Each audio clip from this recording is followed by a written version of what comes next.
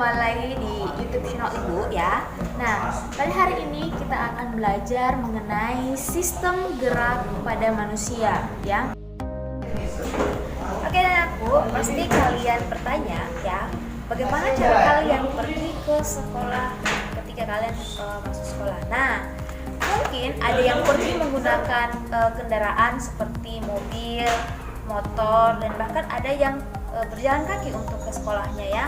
Nah, di bab ini kita akan mempelajari mengenai sistem gerak pada manusia ya.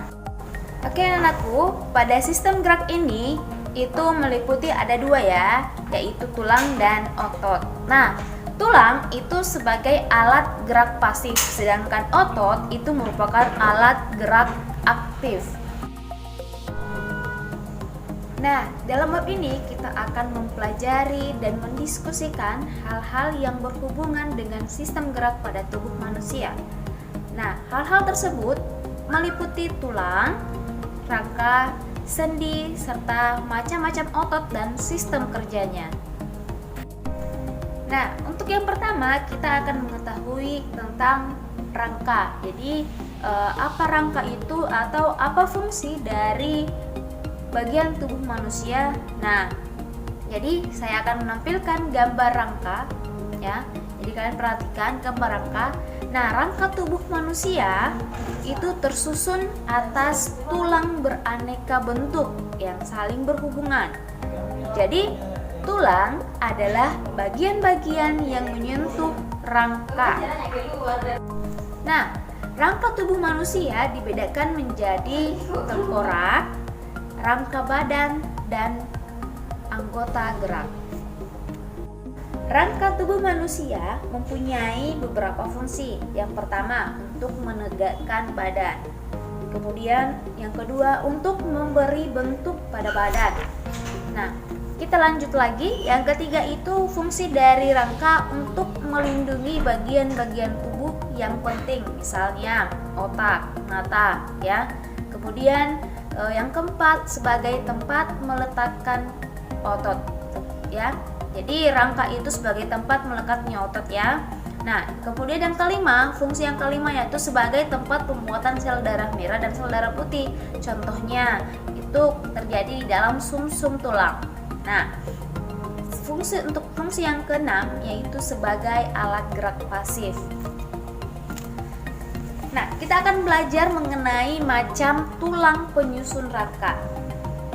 Jadi, berdasarkan bagian rangka tubuh yang disusun, jadi tulang itu dibedakan atas 3 kelompok. Yang pertama, yaitu tulang penyusun tengkorak, kemudian tulang penyusun rangka badan, dan tulang penyusun anggota badan. Ya. Nah, untuk tengkorak, pada tengkorak itu sebagian besarnya tersusun atas tulang-tulang pipi. Nah, tulang tengkorak dapat dibedakan atas 2 bagian, yaitu tulang bagian kepala dan tulang bagian muka.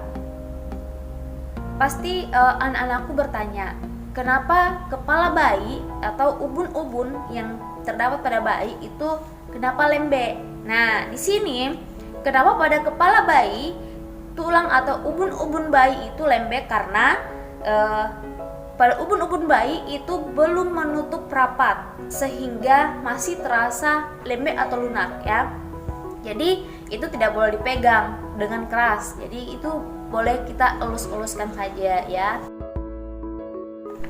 Nah, untuk rangka badan itu meliputi ruas-ruas tulang belakang, ruas tulang dada, tulang rusuk, tulang gelang bahu, dan tulang gelang panggul ya. Nah, tulang belakang, tulang rusuk, dan tulang dada itu membentuk rongga dada yang melindungi jantung dan paru-paru. Nah, untuk tulang-tulang anggota badan, jadi tulang anggota badan ini terdiri dari tulang lengan dan tulang tungkai ya. Nah, tulang lengan ini berhubungan langsung dengan gelang bahu. Dan sedangkan tulang tungkai itu berhubungan dengan gelang panggul ya. Nah, kita akan belajar mengenai macam-macam tulang berdasarkan bentuknya. Jadi di sini bentuk tulang itu dibedakan dibedakan atas 3 macam, yaitu tulang pipa, tulang pipi, dan tulang pendek. Nah, di mana tulang pipa itu dia punya bentuk seperti pipa, yaitu bulat, panjang, dan bagian tengahnya berlubang. Nah, ini biasanya terdapat pada bagian lengan, tulang paha, dan tulang ruas jari ya. Kemudian tulang pipi. Nah, tulang pipi ini dia kenapa disebut sebagai tulang pipi? Karena bentuknya bentuk pipi ya. Nah, ini biasa terdapat di tulang rusuk, tulang dada, tulang belikat, tulang panggul, dan tulang dahi ya. Nah, kemudian yang ketiga itu ada yang namanya tulang pendek. Kenapa dibilang tulang pendek ya? Karena bentuknya bulat dan pendek sehingga disebut sebagai ruas tulang. Nah, ini contohnya berada pada ruas-ruas tulang belakang, kemudian pergelangan tangan dan pergelangan kaki ya. Selanjutnya kita akan belajar mengenai macam tulang berdasarkan strukturnya ya. Jadi berdasarkan struktur dan penyusunannya, tulang itu dibedakan menjadi 2, yaitu tulang keras dan tulang rawan. Nah, untuk tulang keras, kenapa dia disebut sebagai tulang keras? Karena itu tersusun dari jaringan ikat yang padat dan matriks tulang. Nah, kalau matriks tulang itu adalah bahan yang mengisi ruang-ruang di antara sel-sel tulang. Jadi matriks tulang itu keras, itu karena dia berupa zat kapur, protein, dan sedikit zat perekat ya. Nah, kemudian ada yang tadi Ibu bilang tulang rawan.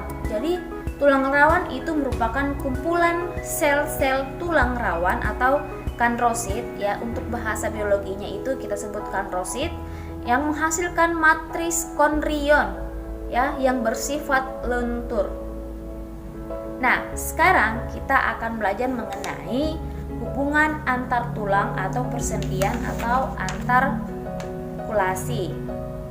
Nah, di sini tulang-tulang penyusun itu saling berhubungan. Jadi hubungan antara tulang yang satu dengan tulang yang lain itu kita sebut sebagai sendi atau artikulasi ya.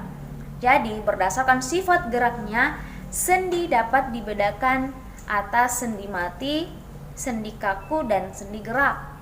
Menurut arah geraknya ya, ini sendi gerak dibedakan menjadi sendi engsel, sendi putar, sendi peluru, sendi pelana, dan sendi luncur. Sekarang kita akan belajar mengenai otot.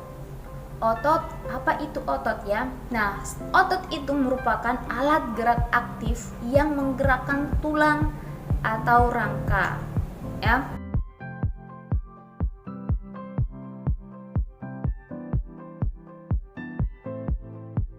Nah, sekarang kita akan mengetahui apa sih kelainan-kelainan dan penyakit apa saja yang ada pada sistem gerak manusia ya. Nah, di sini pun ada penyakit-penyakitnya. Pertama itu yaitu kelainan karena gangguan sejak lahir ya.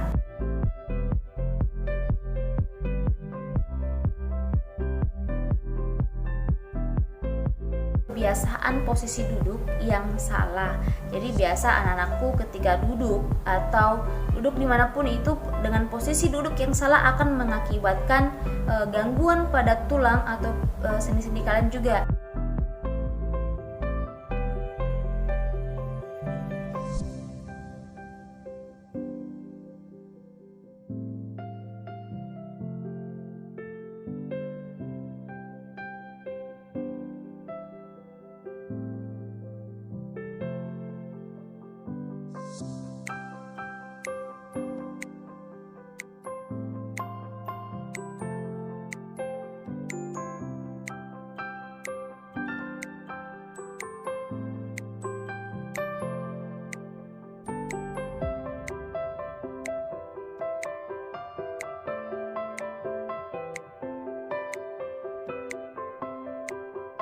Nah, cukup sampai di sini dulu untuk materi kita pada bab sistem gerak pada manusia. Jadi anak-anakku yang ingin bertanya bisa komentar di kolom komentar dan ataupun langsung saja bertanya ke ibu ya. Nah, cukup sekian dan terima kasih, semoga bermanfaat.